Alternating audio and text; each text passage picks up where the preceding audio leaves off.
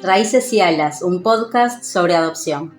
Patricia Pérez, directora del Hogar Soles en el Camino. Laura Silva, trabajadora social del Hogar Soles en el Camino. Laura Retamar, coordinadora del Hogar Soles en el Camino. Bueno, vamos a hablar sobre los tiempos de espera, que es un tema que para nosotros es fundamental, la espera, porque esto atraviesa tanto a los adultos como a los niños. En relación a los niños, estas diferentes etapas hasta llegar el momento en que se decide la situación de adoptabilidad, pasa mucho tiempo a veces. Y este tiempo que va pasando tiene que ver con los plazos legales, que si bien la justicia contempla y considera, por ejemplo, que no pueden pasar más de 6 meses desde que se tomó la medida de protección hasta que se determina la situación de egreso de un niño o la situación de adoptabilidad, en la práctica, vemos que estos tiempos se alargan y en muchos casos esta decisión que termina en una situación de adoptabilidad suele pasar muchos años. Por una parte tiene que ver con la burocracia judicial, con todo el andamiaje judicial que está en el expediente, pero también porque a pesar de todo, aún al día de hoy, se le sigue dando prioridad a la familia de origen, aún después de tener evaluaciones y de conocerse la historia de esa situación familiar y donde diferentes profesionales y equipos técnicos han explicitado y han expresado la imposibilidad de que esa familia de origen o familia extensa puedan ser figuras de cuidado para el niño. Pero también cuando hablamos del tiempo de espera, hablamos del tiempo dentro de las instituciones de cuidado. Y en estas instituciones de cuidado, como los hogares, el tiempo en el que el niño está muchas veces es fundamental para poder trabajar y brindar el acompañamiento que ese niño necesita. Poder trabajar la aceptación de su propia historia e intentar construir en ese niño o ese adolescente el deseo de poder recibir a otro adulto que se ocupe de él, que ocupe esa función de cuidado y de reparación del daño que han causado otros adultos. Las niñeces y los adolescentes tienen rota la confianza en los adultos y todo el andamiaje de seguridad a partir del cual se van construyendo las relaciones vinculares. Es por eso que en los hogares se ingresa un niño y no es que inmediatamente el niño tiene esa disponibilidad adoptiva necesaria para recibir al adulto que lo pueda cuidar y proteger y formar familia. Y por otro lado, ya hablamos de los tiempos de la justicia para el hecho de la adopción como un hecho legal concreto. Hablamos de los niños en este proceso de trabajo interno que tienen que hacer y que se da dentro de las instituciones y en sus espacios terapéuticos. Todo este proceso muchas veces lleva tiempo, pero también lleva mucho tiempo la espera de esa familia una vez que ya está dada toda la cuestión legal en orden y esta disponibilidad adoptiva de los niños. Nosotros hablamos de este tiempo de espera como la espera que desespera. El niño ya sabe que va a ser adoptado, el niño ya sabe que no va a poder volver con su familia de origen y el niño ya sabe que hay distintos equipos, distintas personas ocupándose de buscar una familia para él. Esta espera se vive como algo profundamente complejo. Hay una incertidumbre emocional y un impacto en el desarrollo de la identidad de este niño. Cuando la permanencia en las instituciones se hace demasiado larga, por más bienestar que tengan, por más que vivan instancias de familiaridad, el niño genera un apego inseguro, es decir, no logra tener un apego con una sola persona, porque son múltiples las personas las que ejercen el cuidado. Entonces hablamos de un apego desorganizado y esto no favorece a la individualidad. La vivencia es más que nada colectiva. El niño ve como otros compañeros, otros amigos de convivencia, sí se van o con sus familias de origen o se van adoptados y ellos no. Y entonces ahí aparece el sentimiento de soledad o la sensación de nadie me quiere. Y acá se refuerza, ¿no?, la idea de rechazo que tuvo en algún momento. Los adultos primarios que me tenían que cuidar me rechazaron. Esto es el imaginario del niño. Y también ahora aparece esta idea de rechazo porque a otros sí los quieren y a mí no. Esto produce conductas de ansiedad, retraimiento, afecta la autoestima y el sentido de pertenencia. En esta espera nos encontramos con mayores dificultades y con muchísimo más tiempo cuando hablamos de niños con discapacidad y en estos momentos cuando hablamos de niños mayores de 5 años. ¿Por qué? Porque no hay familias, es lo que venimos hablando en todo este podcast. Hay un grave problema en los registros de adopciones porque no se presentan familias para adoptar a niños incluso mayores de 5 años. Y es por este motivo también que los niños mayores de 10 años que saben que están en situación de adoptabilidad también saben que es muy difícil que les llegue la oportunidad, que les llegue a ellos, por la edad que tienen, esa oportunidad de que una familia los acoja y de poder tener una familia que los quiera. Por eso es muy necesario, es muy importante que podamos entender desde todos los que intervenimos en el sistema de protección lo importante e imprescindible que es tener en cuenta estos tiempos. Los tiempos de espera en los niños y los efectos que causan en niños, niñas y adolescentes, porque es mucho lo que hay que trabajar todavía y es mucho lo que se puede mejorar, es mucho lo que tenemos que hacer, es mucho lo que los adultos responsables de cada una de estas áreas debe hacer para mejorar esto y para que estos tiempos no lleguen a ser interminables o en algunos casos no llegue nunca la oportunidad de una familia y esto sea contraproducente y sea muy dañino para los niños, dejando secuelas psicoafectivas, en algunos casos irrecuperables. Estamos con el licenciado Lisandro Medet Pallares, psicólogo institucional del Hogar Soles en el Camino y quien ha trabajado durante muchos años en hogares, tanto como operador convivencial como psicólogo, y nos parecía muy interesante escuchar su experiencia y su palabra. Así que gracias, Lisandro, por venir. Gracias, Lau, por invitar. Bueno, un poco lo que queríamos escuchar como desde tu rol en todos estos años, ¿qué nos podés contar acerca de lo que transmiten los niños con respecto a la espera de una familia adoptiva? Bueno, cada chico, cada chica lo vive a su manera, pero en principio diría que hay como dos partes que son como dos caras de una misma moneda, en la que algo de lo que es su día anterior tiene que ir cayendo para dar lugar a alojar la posibilidad de una nueva familia. Para que aparezca la posibilidad de pensarse en una nueva familia, de pensar, digamos, de proyectarse a futuro de otra forma, de alguna forma esas figuras anteriores tienen que caer, tiene que darse un proceso y eso toma tiempo.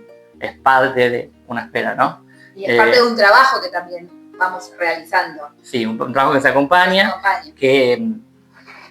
pero que no se puede forzar, que se va haciendo con el tiempo, cada chico, cada chica lo va a hacer a su manera. Incluso a veces no se da, no es algo que se dé siempre, pero sí se ve bastante claro que si no pasa una, no pasa la otra, digamos, es como que van de la mano, de alguna forma, ¿no? Sí. Y bueno, como ese tipo de cosas funcionan un poco con avances progresivos, de repente un salto, pasa alguna situación, ven otros chicos que se van, que aparece otra familia, que está la posibilidad, y bueno, ahí pueden darse ciertas situaciones, pero en general esto toma tiempo. De todas formas, por ejemplo, hablando un poco de mi trabajo como operador, no es tan sencillo verlo o que salten de los chicos estos temas. Quizás sí algo del deseo de ver familias anteriores a la entrada a la institución, pero a veces es más difícil que encontrar los momentos en que la conversación lleve a la caída de estas figuras o que los expresen, son como momentos más puntuales. Y Sí, también, porque también creo que es la aceptación, ¿no? Es doloroso esa aceptación de que esas figuras en un primer momento como que caen, sí, ¿no? Y volver a pensar o empezar a pensarse por ahí en otro tipo de familia. sí, además muchas veces es difícil ponerlo en palabras para los chicos, Claro. ¿no? Y entonces se ve más en la expresión en acto de malestar, ¿no? En lo que hacen, en cómo pueden, no sé, tramitar una dificultad o no, y terminan llorando por algo que, o explotando por algo que de afuera se ve Claro. pequeño. Pero bueno, es importante eso, ofrecer la escucha, acompañar, tratar de buscar espacios también de encuentro más individual, porque somos mucho grupo acá, muchos chicos, quizás no tanta gente creando, entonces encontrar esos espacios es parte del desafío de la cotidianidad también. Bueno, Lisandro, ¿y cómo crees que afecta esa espera cuando se prolonga en el tiempo y lo deseado de esa familia no llega? Bueno, es nocivo, claramente, pero lo complicado es que la posibilidad de pensarse a futuro, de proyectarse, de la estabilidad que te da entre lo que fue, lo que es y lo que será, y más en peques que están creciendo, se están formando, genera mucha inestabilidad. Y se ve en la que tienen los pibes, en algo de mucha dificultad para, no sé, tolerar la frustración, por ejemplo. Claro. Como vos de repente, Aceptar el no, ¿no? sí, pasa algo, cualquier cosa que querés, y tiene que ser ahora, porque es como una especie de presente continuo donde si no está esa capacidad de proyectarse al futuro, de pensarte en lo que te va a acompañar, qué es lo que viene, y más en ciertas edades críticas, ¿no? O sea, cuando llega la adolescencia o cuando, no sé, momentos de que quieres salir al jardín, bueno, cualquier momento en realidad, porque crecer requiere, o sea, de alguna forma exige estabilidad. Y cuando el proyecto se va para otro lado, cuando finalmente aparece el deseo, una nueva familia, de otra forma como de habitar este mundo, y no llega, es muy estabilizante. ¿Y crees que se puede trabajar con los niños el deseo de tener una nueva familia? Sí, pero acompañando, escuchando, dando la posibilidad de que eso aparezca. O sea, como decíamos antes, no es algo que se pueda forzar, pero sí buscar las condiciones propicias para que pueda dar lugar a aparecer ese deseo, acompañarlo, escuchar, buscar los espacios para hablarlo, buscar la forma sin forzar. También hay mucho de comunicación entre ellos, ¿no? Hablan mucho de la posibilidad de las familias que tuvieron. Cuando aparece una, ¿no? Cuando aparece sí, cuando aparece también un gran disparador. Y bueno, los chicos van armando interpretaciones un poco como pueden también, por más que de distintas instancias, en el equipo técnico, defensorías, o bueno, se va hablando y explicando situaciones de familia, los tiempos de espera y demás. También depende mucho de las edades y demás, pero las capacidades interpretativas que tienen son las que van pudiendo construir. Y en ese sentido también tratar de acompañar a entender un poco lo que está pasando más allá de decisiones personales de ellos, claro, digamos, ¿no? Más eso que también no es muy importante. La espera, digamos. Sí, no. Y bueno, convocar a la espera a chicos que tienen dificultades para esperar es difícil, ¿no? Sobre todo porque uno aprende a esperar recibiendo. Claro. Son pibes que han recibido poco. Claro. Tienen con una falta del... Claro, lo que necesitan lo están ya, entonces la esperan. Sí. Y eso es súper interesante, ¿no? No aprendes a esperar esperando desde chiquitito. Aprendes teniendo tus necesidades básicas de cariño y cuidado satisfechas. Claro. Y ahí puedes esperar porque sabes que viene. Claro. Ellos no saben que viene. Ellos no saben que llega. Claro, saben que llega y que llega. ¿Y qué llega? ¿Cómo? Porque además vos tenés que habilitar todas las fantasías y miedos de lo que pueda venir también. Sobre todo cuando está cerca, ¿no? Sí. Ahí ese es otro tema. Que aparece ahí, bueno, a veces el miedo al abandono, entonces, ¿no? Lo que va a pasar otra vez, bueno. Y ahí es lo complejo. Acá estoy bien, ¿no? Muchas veces aparece. Sí, en el hogar, también. De alguna manera, estoy un poco cuidado. No es lo que quiero. Entonces, cuando, bueno, hay un proceso a veces que se da en, ahora no sé. Entonces, eso también es complejo. Sí, y otro duelo. Otro duelo. Porque hay que duelar la familia de origen, duelar irse del hogar para poder después recibir esa familia. Eso que no conocen en general, porque son nuevos vínculos. Bueno, muy claro tus palabras y lo que venís transmitiendo, Lisandro. No sé si hay algo que te parece importante para destacar y para cerrar esta charla, algo que nos quieras contar. Sí, quizás un poco lo que es ampliar el acompañamiento en esa espera o en esos procesos en los que cada chico, cada chica va abriendo su disponibilidad afectiva hacia nuevos referentes, figuras previas que toman nuevos lugares y nuevas formas de vincularse que posibilitan alguna vuelta. El trabajo del hogar y las personas que trabajamos acá incluye brindar nuevas formas de cuidado o formas distintas de cuidado que tengan muy en cuenta lo afectivo, el respeto, trabajar desde el vínculo.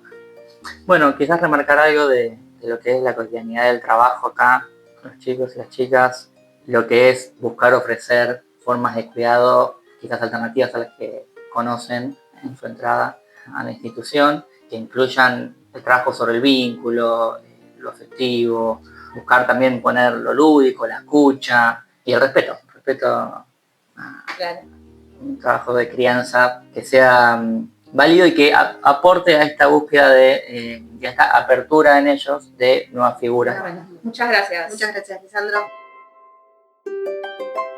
Vamos a conocer la historia de Belén, que nos ayuda a entender cómo, en estos tiempos de espera, las decisiones y los proyectos de egreso se pueden ir modificando. Hola, ¿querés contarnos quién sos? Hola, sí, yo me llamo Belén, tengo 22 años y nada, ahora estoy viviendo sola. Bueno, Belén, ¿querés contarnos cómo llegaste a vivir en un hogar? Sí, bueno, yo vengo de una familia donde hubo violencia de parte de mi papá y mi mamá está muy mal de problemas de salud. Entonces, bueno, nada, un día fuimos a un lugar donde nos trajeron acá a este hogar con mis hermanos. Una vez que viniste a vivir al hogar, tenías vínculo con tu mamá. ¿Cómo era ese vínculo? Era bueno, yo con mi mamá nunca tuve problemas, yo la quise y la quiero todavía un montón. Nada, capaz a veces teníamos un par de peleas, pero porque yo ya estaba creciendo y supongo que es normal de un adolescente con su mamá. Claro. Y después con mis hermanos, nada, me llevo bien, pero como todos hermanos, siempre hay peleas, a veces diferencias y no nos entendemos, pero por lo general el vínculo con ellos dos, con mis hermanos y mi mamá, era bueno. Y mientras estuviste en el hogar, para que por ahí la gente pueda entender mejor tu historia, ¿tu mamá te visitaba? ¿Cómo eran esas? Sí, mi mamá venía actualmente, creo que 1 o 2 veces por semana a visitarnos.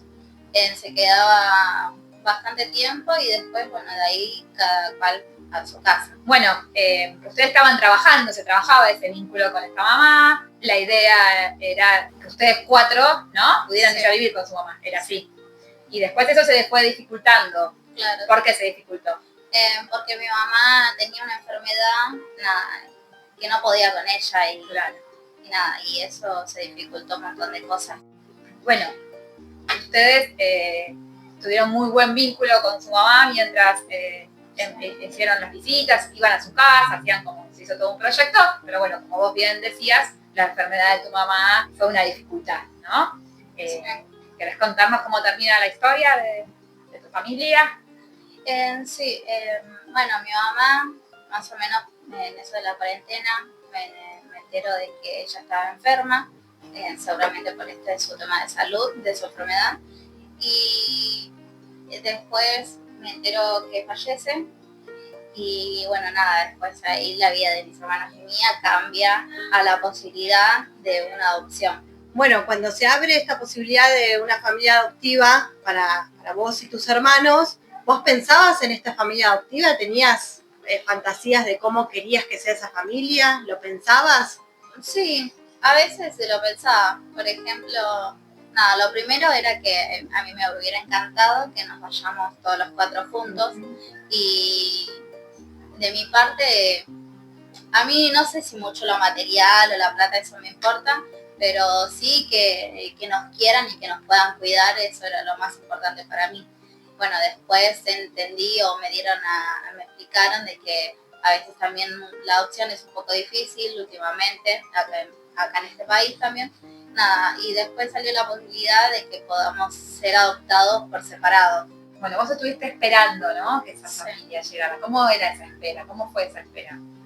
Y muy larga, muy larga. Igual yo entendía de que por el tema de mi edad era complicado. No es imposible, porque mi hermano también era casi de la misma edad que yo y se le terminó dando la posibilidad de que ahora él tiene una familia. Pero bueno, como digo, es una espera muy larga, pero bueno. Bueno, esa espera fue larga y cumpliste los 18 años. ¿Qué pasó? Bueno, nada, y después salió la posibilidad de que yo pueda egresarme de acá del hogar y pueda independizarme e irme a vivir sola. Bien. ¿Y cómo viviste la adopción de tus hermanos? Porque tenés 2 hermanos que sí fueron adoptados, ¿no? Sí. Al principio, no te voy a negar, como todo hermano, sí me ponía mal porque yo también quería ser adoptada, pero entendía la situación y que mis hermanos, bueno, pero nada, también me ponía muy contenta por ellos porque eso es lo que yo quería antes de irme de acá del hogar, de egresarme. Yo quería primero que mis hermanos se vayan con una familia y yo poder irme tranquila de que ellos ya tienen a alguien que los sostenga, a pesar de que ustedes ya los sostenían, pero mi deseo era también que nada, antes de irme, que ellos tengan una familia y que los cuiden. Así que nada, eso. ¿Cómo es tu vínculo con ellos ahora?